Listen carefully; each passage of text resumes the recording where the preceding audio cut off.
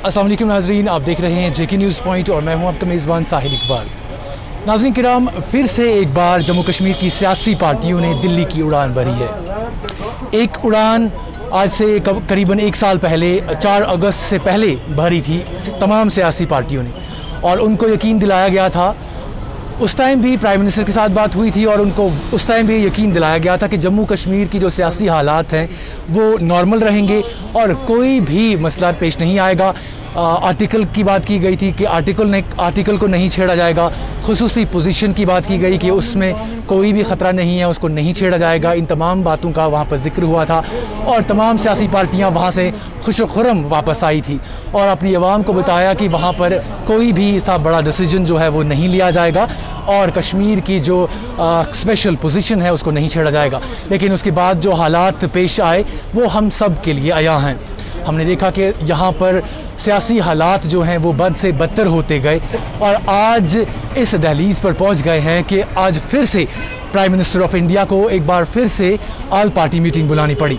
आल party meeting बुलाई गई, लेकिन बहुत सारी सियासी पार्टियां जम्मू कश्मीर की ऐसी भी हैं जिन्हें दावतनामा नहीं मिला। वहीं पर इंजीनियर रशीद की बात करें तो वो भी अभी भी नज़रबंद है और उनकी पार्टी ने भी ये कहा कि उनकी पार्टी किसी भी इस तरह की टॉक में, इस तरह की बातचीत में हिस्सा नहीं लेंगी जब तक उनका लीडर जो है, उनका रहनुमा जो है वो बंद है, वो नज़रबंद है।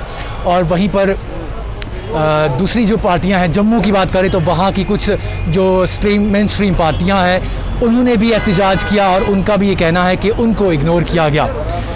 और इस बीच आज जब तमाम जो है सियासी पार्टियां, जम्मू कश्मीर की सियासी पार्टियां जो है, बड़ी सियासी पार्टियां हैं, वो दिल्ली में हैं और 3 बजे एक मीटिंग तय पाना है और बहुत सारी तवक्कात जो हैं कश्मीरी अवाम इस चीज़ से लगा रही हैं। लेकिन क्या कुछ होगा उस मीटिंग में और कश्मीरी अवाम इससे क्या तवक्कात लगा सकती हैं, हमारे साथ बात करने के लिए मौजूद हैं तजम्मुल साहब। ये सीनियर सहाफ़ी हैं और तज्ज़िया निगार भी हैं। इनकी हर चीज़ पर नज़र रहती है, ख़ासकर सियासी जो हालात हैं यहाँ पर उस पर ख़ास नज़र रहती है इनकी। इनसे बात करते हैं और इनसे जानने की कोशिश करते हैं कि आखिर क्या कुछ तवक्कात हैं कश्मीरी अवाम को इस मीटिंग से।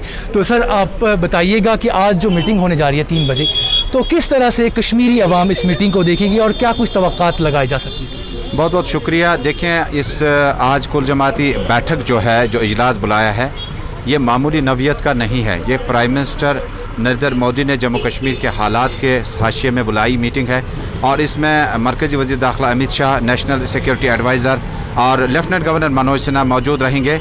और जिसके बाद जम्मू कश्मीर के 4 साबिक चीफ मिनिस्टर्स, 4 साबिक डिप्टी चीफ मिनिस्टर्स जो कि वक्तन फ़ौक्तन जम्मू कश्मीर में जब भी कॉन्स्टिट्यूट असम्बली हुआ करती थी तो अपने आइनी इख्तियारात का इस्तेमाल करते थे। लेकिन इस मीटिंग के माना बहुत ज़्यादा है क्योंकि जम्मू कश्मीर का यूटी सेंसस जो पहुंचा है वो 1 करोड़ 40 लाख की आबादी तकरीबन क्रॉस कर चुकी है और 1 करोड़ 40 लाख की आबादी को आप ज़ेर इंतज़ाम इलाके में ज़्यादा देर तक नहीं रख सकते हैं। और मरकज़ी वज़ीर दाखिला जब पार्लियामेंट से जम्मू कश्मीर की इस बिल पर बोल रहे थे तो उन्होंने कहा था मुनासिब वक्त पर इसका जो ढांचा है उसको तब्दील किया जाएगा, यानी स्टेटहुड की वापसी हो सकती है। लेकिन जम्मू कश्मीर में सबसे बड़ी बात यह है कि फ़ारूक अब्दुल्ला, उमर अब्दुल्ला, महबूबा मुफ्ती का प्राइम मिनिस्टर से मिलना कोई नया मामला नहीं है। लेकिन 19 माह के तवील अरसे के बाद जब इतनी बड़ी क़यादत वज़ीर आज़म से मुलाकात करती है, गिले शिकवे भी होंगे, खदशात बहुत ज़्यादा हैं और 19 महीने में डॉक्टर फ़ारूक अब्दुल्ला जैसी सियासी हमजहत शख्सियत, महबूबा मुफ्ती और उमर अब्दुल्ला को भी डिटेंशन में काफ़ी वक्त गुजारना पड़ा।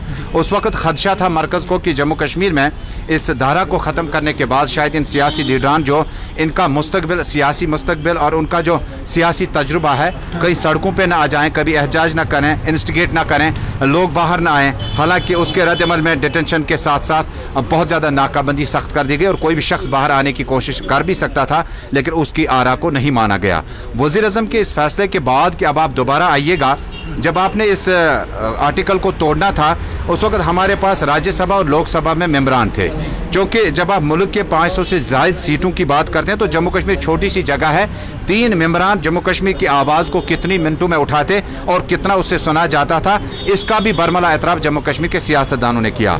लेकिन जब जम्मू कश्मीर में आप इन सियासतदानों की बात करते हैं, जब इस स्टेट को जोड़ने की बात आती है, जब जम्मू कश्मीर में विधानसभा के इंतखाबात कराने हैं, तो यही लोग हैं जिन्होंने जम्मू कश्मीर में डेमोक्रेसी को और यहाँ के झंडे को, मुल्क के झंडे को ऊंचा रखा और मुश्किल हालात में इनके वर्कर काफ़ी तादाद में मारे गए, ओहदेदार भी मारे गए।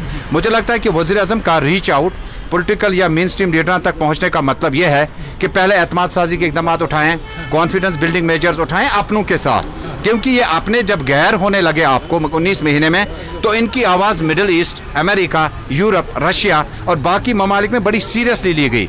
जो बाइडेन की पॉलिसी है कि पाकिस्तान से जो हालात इस वक्त हैं, अफगानिस्तान में जब नवाज जमात जाएंगी नहीं, लेकिन जो फैसला उन्होंने बाद में मशावरती board People's Alliance for Gupkar declaration का विप जारी हुआ, और विप के रूह से जम्मू कश्मीर में तमाम सियासी लीडर जिनको दावत मिली थी वो मीटिंग में है, लेकिन उसमें जम्मू कश्मीर के लीडरशिप अमूमन सारी दो बातें होती है।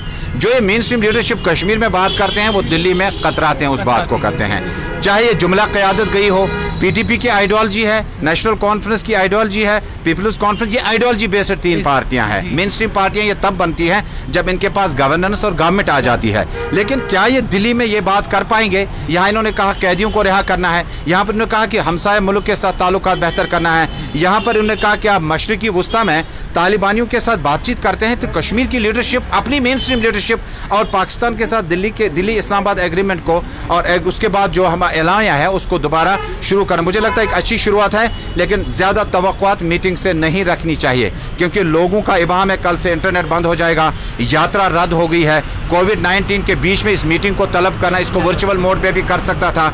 लेकिन प्राइम मिनिस्टर ने अब कंसर्न समझने की कोशिश की जम्मू कश्मीर का, लद्दाख का अवाम भी ये चाहता है कि उन्हें आईनी इख्तियारात असम्बली के वापस दिए जाएं।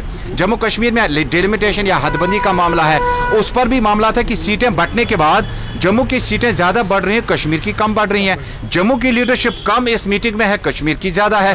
कुछ चीज़ें हैं जिन पर मुझे लगता है कि वज़ीर दाखिला और वज़ीर आज़म जो है वो हमदर्दाना गौर करेंगे और जम्मू कश्मीर के ग्राउंड ज़ीरो की सिचुएशन को समझने की कोशिश करेंगे कि एक मुल्क के साथ रिश्ता जोड़ने का मतलब था कि इस मुल्क के साथ जम्मू कश्मीर के जो इक़्तिसादी हालात हैं, सियासी मामलात हैं, उनको हल किया जाना चाहिए। लेकिन मामलात हल होने के बजाय आपने अपनों से ही पंगा ले लिया, मेन स्ट्रीम लीडरान से, जिन लीडरान ने यहाँ आपकी इस जमहूरियत को जिंदा रखा। मुझे लगता है एक जो अफवाहों का बाजार गर्म है, तो क्या कहेंगे इस पर? उन्होंने कहा कि दिल्ली के हाथ में सब कुछ है, जो जिस तरह से वो चाहें वो कर सकते हैं, हमने तो अपना जो है वो अल्लाह ताला पर छोड़ा है सारा। तो कहीं ना कहीं आज भी हमारी सियासी पार्टियों के लीडरान जो हैं वो बेबस और मजबूर दिखाई देते हैं। और इस बीच में ये जो ऑल पार्टी मीटिंग बुलाई गई है, तो वहाँ पर क्या ये अपनी बात रख पाएंगे? और दूसरी बात ये कि जिस तरह से अफवाहों का बाज़ार आज गर्म है, इसी तरह से 4 अगस्त से पहले अफवाहों का बाज़ार गर्म हुआ था, और उसके बाद जब मीटिंग बुलाई गई थी, दिल्ली में मीटिंग बुलाई गई, उनको बताया गया कि इस तरह का कोई भी फैसला नहीं लिया जाएगा जो जम्मू कश्मीर की आवाम के खिलाफ हो।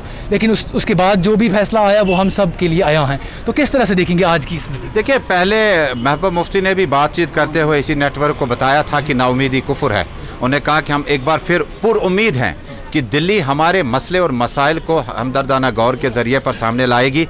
जो मसाइल जिन लोगों, देखें जम्मू कश्मीर की मेन स्ट्रीम लीडरशिप में दिक्कत ये है कि महबूब मुफ्ती गाँव-गाँव, कस्बा-कस्बा, शहर जाकर उन्होंने इस पार्टी का संग बुनियाद डाला। जो मसाइल देखे, रेप केसेस देखे, मर्डर देखे, कत्ल गारदगिरी देखी, और अपने दौरे हुकूमत में उन्होंने कुछ अहम इनिशिएटिव उठाए। एक तो एमनेस्टी, 11,000 सिट इंस्पेक्टर्स के खिलाफ, Kavinder Gupta deputy chief minister हुआ करते थे, और उसके बाद उन्होंने जो लोग जम्मू कश्मीर में इलेक्टोरल अटेंडेंस में यकीन नहीं रखते हैं उन तक पहुँचने की कोशिश की। उसके बाद कुठवा रेप केस हुआ, उसमें उन्होंने जिस वक्त क्राइम ब्रांच को केस सुपुर्द किया, इन्वेस्टिगेशन थी कि और मरकज़ पे ये जोर दे रहा था कि CBI के हवाले केस किया जाए। यानी घर घर जाकर लाखों लोगों की लाशों को देखा और मामूलात को देखा। ये चीज़ें वो प्राइम मिनिस्टर की नोटिस में नहीं लाए तो किसके पास जाएंगे? अल्ताफ़ बुखारी साहब ने कहा कि हम जब चाहें प्राइम मिनिस्टर के पास ही जाएंगे। सजाद साहब ने कहा कि जब उन्होंने पार्टी लॉन्च किया था, दोबारा रिलॉन्च किया था, कहा हम अपने मसाइल अरबाब इक़्तिदार तक ही ला सकते हैं। महबूब मुफ्ती ने भी कल उस बात को कहीं ना कहीं आगे बढ़ाया। उन्होंने कहा हम अपने मसले मसाइल लेकर वहाँ पर जाएंगे। लेकिन बात यह है, क्या इन मसाइल को इतना वक्त प्राइम मिनिस्टर के पास है, होम मिनिस्टर के पास इतना वक्त है कि वो इन मसाइल को सुनेगा? ये कोई पार्लियामेंट का इजलास नहीं है, ये कोई कॉन्स्टिट्यूट असम्बली का इजलास नहीं है जिस पर आप GST या कोई बिल लाते हैं, प्राइवेट बिल लाते हैं, सरकारी बिल लाते हैं, उसके बाद आप बहस करते हैं उस पर, और उसके बाद ज़बानी बोर्ड से ट्रेजरी बेंच उसको पास करता है। ये एक बात है कि जम्मू कश्मीर में लीडरशिप की क्यों नहीं सुनी गई।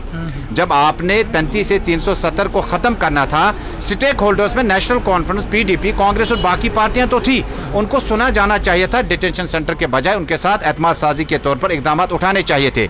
उसके बाद आपने अब इस दोबारा को इसको रिशेप करना है, रिडिज़ाइन करना है, तो आपने मेन स्ट्रीम लीडरान को याद किया। इसका गालिबन मतलब था कि या तो उस वक्त आला क़यादत जो थी उन्होंने जम्मू कश्मीर की लीडरशिप को हल्के में लिया, गुपकार गैंग से इसको ताबीर किया और उसके बाद कहा कि दो ख़ानदानों ने यहाँ के वसाइल को लूटा। आज वही दो ख़ानदान है जो स्टेक होल्डर के तौर पर प्राइम मिनिस्टर ने याद किया। देखिए, प्राइम मिनिस्टर का वसी तजुर्बा है, वो इससे पहले चीफ मिनिस्टर रह चुके हैं गुजरात के, उसके बाद दिल्ली में आए तो बाहरी उसके पास इस वक्त मेजॉरिटी है। मुझे लगता है कि वो हमदर्दाना गौर करेंगे, खंदा पेशानी से सुनेंगे।